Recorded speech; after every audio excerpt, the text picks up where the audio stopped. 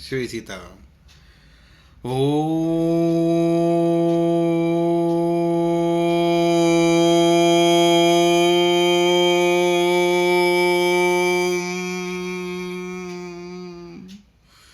श्री सद्गुरुभ्यो नमः। ओम श्री परमात्मने नमः।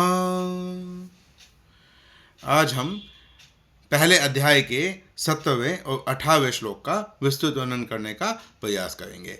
इससे पहले हम 16 श्लोक तक, पहले अध्याय के 16 श्लोक तक विस्तृत वर्णन कर चुके हैं।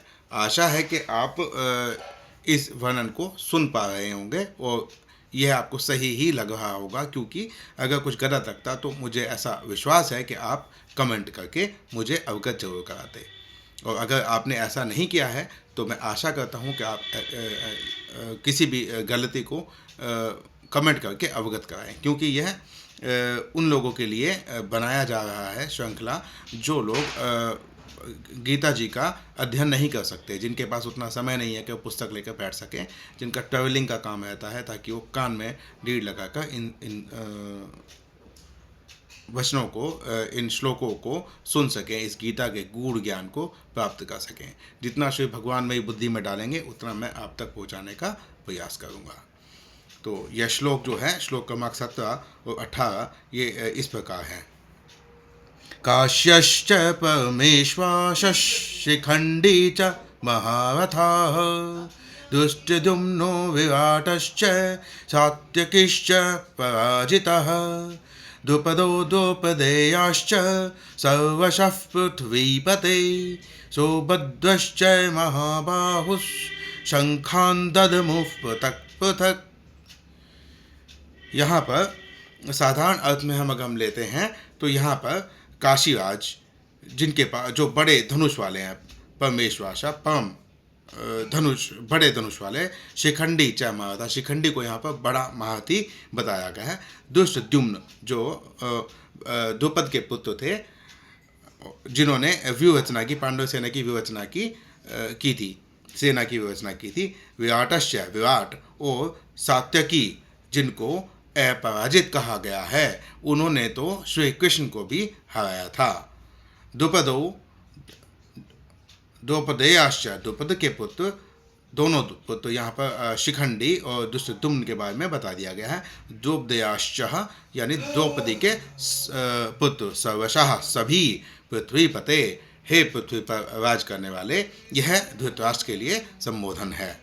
सौभद्रश्च महाबाहुष, सौभद्रा के पुत्र, महाबाहु यानी ये यहाँ पर अभिमन्यु के बारे में बताया जा रहा है, क्योंकि वो बहुत बड़ी भुजा वाले और बहुत ही बड़े योद्धा, महान योद्धा थे। महाबाहु का संबोधन श्री गीता जी में अभिमन्यु के अतिरिक्त सिर्फ अर्जुन के लिए किया है। तो आप इससे यह अंदाज़ा लगा सकते हैं कि वह कितने बड़े वीर थे। शंखान ददमुफ पृथक पृथक, तो यहाँ पर इन सभी योद्धाओं ने अपने अपने जो शंख है वह बजाए। इससे पहले जो भी शंख बजाने का वर्णन मिला है पांडवों के पक्ष से, वहाँ पर जो शंख बजाए हैं उन सभी शंखों के नाम के साथ में नाम थे। वो शंख एक विशेष प्रकार से प्राप्त किए गए थे। कोई अग्नि, खांडवन को दहन करने की वजह से अग्नि से धनंजय को प्राप्त हुआ था। तो पांच जन एक राक्षस असुर था, जिसका वध करने के, दैत्य का वध करने के बाद उनकी हड्डियों से जो शंख बना था वो पांचजन्य शंख था, जो श्री कृष्ण के पास था। ऐसे ही जो पोंडो नामक शंख था, वो पोंडक नामक राक्षस को मारने की वजह से भीम को मिला था। तो इस ऐसे ही सभी शंखों के वहाँ पर नाम थे। लेकिन अब यहाँ पर ये ऐसे योद्धा हैं जिनके शंख के तो नाम नहीं हैं अलग अलग, पर ये योद्धा बहुत ही महान थे। सबसे पहले यहाँ पे काशीराज के बारे में बताया गया है। ये परम बलवान थे। इनका जो धनुष था वो बहुत बड़ा था और बहुत ही विध्वंसकारी था। शिखंडी च महारथा, शिखंडी जो थे वो एक महारथी थे। असल शिखंडी पहले एक कन्या थे। द्रुपद ने एक यज्ञ किया था, उस यज्ञ में महादेव को प्रसन्न किया, तो उन्होंने संतान की इच्छा प्रकट की, संतान का वरदान मांगा। तो भगवान भोलेनाथ ने, भगवान शिव ने उन्हें वरदान दिया कि तुम्हें कन्या की प्राप्ति होगी। पर द्रुपद ने कहा कि मुझको कन्या नहीं चाहिए।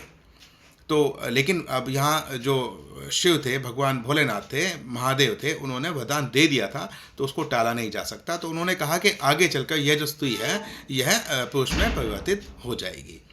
तो इसमें एक ऐसा वर्णन मिलता है कि हिरण्यवर्मा एक राजा थे, उनकी पुत्री के साथ शिखंडी का विवाह कर दिया गया था और शिखंडी को पुरुष की तरह ही पाला गया था, क्योंकि महादेव भगवान के वचनों के अनुसार शिखंडी जो थे उनको पुरुष हो जाना था। लेकिन विवाह करने के उपरांत भी वह पुरुष नहीं हुए थे। और जब यह बात जो उनकी पत्नी थी, हिरण्यवर्मा की पुत्री, उनको जब ये बात पता चली तो उन्होंने इस बात की शिकायत अपने पिता से की, बताया। और फिर वहाँ पर युद्ध के जैसे हालात बन गए थे। पर द्रुपद जो थे वह मंदिर में पूजा पाठ करने आदि के बहाने से उस युद्ध को टालने में चले गए थे।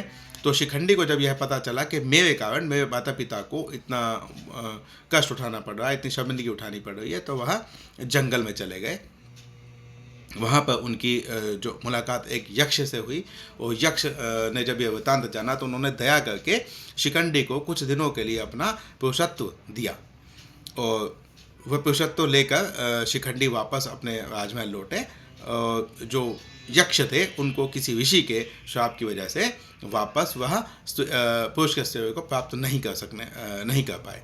इसीलिए जो शिखंडी थे उन्हीं के पास वह जो पुरुषत्व था वह रह गया। इस तरह शिखंडी जो थे वह पुरुष बन गए। पितामह भीष्म जो थे वह यह इतिहास जानते थे, इसीलिए पितामह भीष्म की ये प्रतिज्ञा थी कि वह कभी किसी स्त्री पर आक्रमण नहीं करते थे, वार नहीं करते थे। इसीलिए शिखंडी को पितामह भीष्म ने वार नहीं किया था, और शिखंडी को सामने लाकर ही अर्जुन ने पितामह भीष्म का संहार किया था। इसके बाद यहाँ पर जो दुष्टद्युम्न थे, दुष्टद्युम्न द्रुपद के, यहाँ पे लिखा भी है द्रुपदो द्रौपदयाश्च। तो यहाँ पे द्रुपद के दोनों पुत्र, एक शिखंडी और एक दुष्टद्युम्न, ये जो थे, दुष्टद्युम्न का जो जन्म हुआ था उसकी प्राप्ति एक यज्ञ से हुई थी। और उस यज्ञ से प्राप्ति करने का जो कारण था वह द्रोणाचार्य का वध था। द्रुपद और द्रोणाचार्य के बीच में मतभेद थे, और मतभेद काफ़ी अधिक थे। इसीलिए द्रुपद ने द्रोणाचार्य से बचने के लिए दुष्टद्युम्न को यज्ञ से प्राप्त किया था, ताकि वह द्रोणाचार्य का वध कर सकें। विराट जो थे वह भी बहुत महान योद्धा थे, धनुर्धर थे। सात्यकी के बारे में यहाँ पर क्या ही कहा जाए, क्योंकि सात्यकी जो थे उनके साथ में अपराजिता लगा हुआ है, और सात्यकी जो थे उनको धनुर्विद्या सिखाने वाले अर्जुन थे। यानी अर्जुन, सात्यकी के गुरु अर्जुन, और अर्जुन के गुरु थे भगवान श्री कृष्ण। लेकिन कहा जाता है कि जो सात्यकी थे उन्होंने श्री कृष्ण को भी हरा दिया था अपने प्रेम के वश होकर। वह बहुत बड़े भक्त थे, और वह कहते थे कि मुझको तो एक ऐसा श्लोक मिलता है जिसमें ये कहा गया है कि मुझको तो भगवान के जो शिष्य होते हैं, शिष्य के शिष्य के शिष्य के शिष्य के परिकर का भी अगर जीवन मिल जाए तो भी मैं भवसागर से तर जाऊंगा, भगवान की प्राप्ति ही समझूंगा। तो सात्यकी जो थे वो महान वीर थे, और उन्होंने जिसको महान योद्धा कर्ण कहा जाता है, कर्ण को भी युद्ध में हराया था। कर्ण को भी जान बचाकर वहाँ से भागना पड़ा था। तो सात्यकी थे जो कभी युद्ध में पराजित नहीं हुए थे। इसी के अतिरिक्त वहाँ पर जो द्रौपदी के सभी पुत्र थे वह भीमावती थे। पृथ्वीपते, यहाँ पर धृतराष्ट्र को पृथ्वीपते कहा गया है क्योंकि उस समय पर जो हस्तिनापुर के राजा थे, या आप कहें पूरे भारतवर्ष के राजा थे, वह धृतराष्ट्र ही थे, तो इसलिए उनको पृथ्वीपते कहा गया है।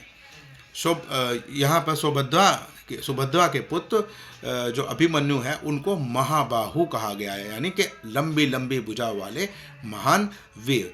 और वो ऐसे वीर थे कि उन्होंने अपनी माता के गर्भ में ही चक्रव्यूह में घुसने की कला को सीख लिया था।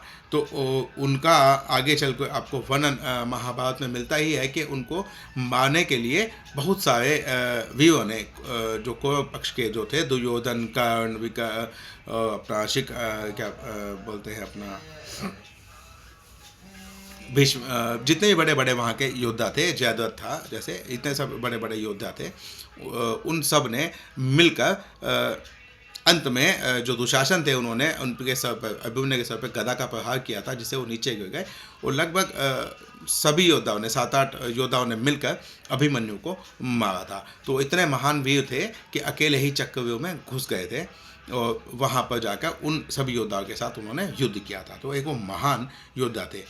तो उन सभी योद्धाओं ने अपना अपना शंख बजाया कि इस युद्ध में अपनी अपनी दावी प्रस्तुत की। वह यह दिखा, सभी योद्धा जो अपना अपना अलग अलग शंख बजा रहे थे, वहाँ पर वह अपनी उपस्थिति दर्ज करा रहे थे, क्योंकि यह एक धर्म युद्ध था। और इस धर्म युद्ध में सभी अपनी अपनी भागीदारी, अपनी हिस्सेदारी दिखाना चाहते थे कि वो यहाँ पर उपस्थित है। इस युद्ध से कोई भी अलग नहीं था, यह इतना बड़ा युद्ध था।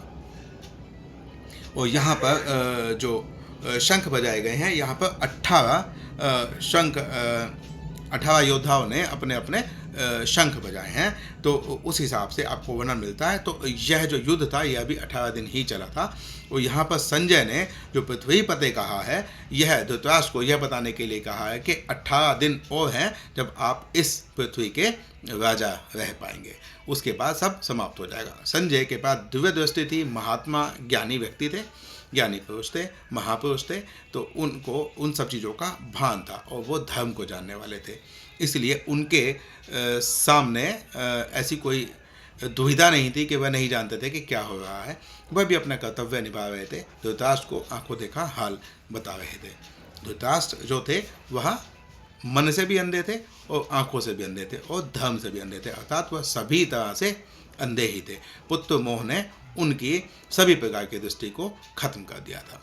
इसीलिए यहाँ पर संजय जो है वह उनको व्यंग करके पृथ्वीपते कह रहे थे और उनको ये बता रहे थे कि आप यह भूल जाइए कि आपके पुत्रों की कभी इस युद्ध में विजय हो सकती है, क्योंकि जहाँ पर धर्म है वहीं पर ही विजयश्री विद्यमान होती है।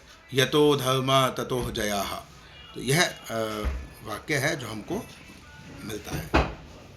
तो अब मैंने अपनी तरफ से जितना मैं विस्तृत वर्णन इसमें कर सकता था, जितना मेरी बुद्धि में आया, जितना मैं जानता हूँ, वह मैंने आप तक पहुँचाने का प्रयास किया है। कोई गलती हो तो क्षमा करें, कुछ ठीक करना हो तो आप कमेंट में करके ज़रूर बताएं। श्री सीताराम।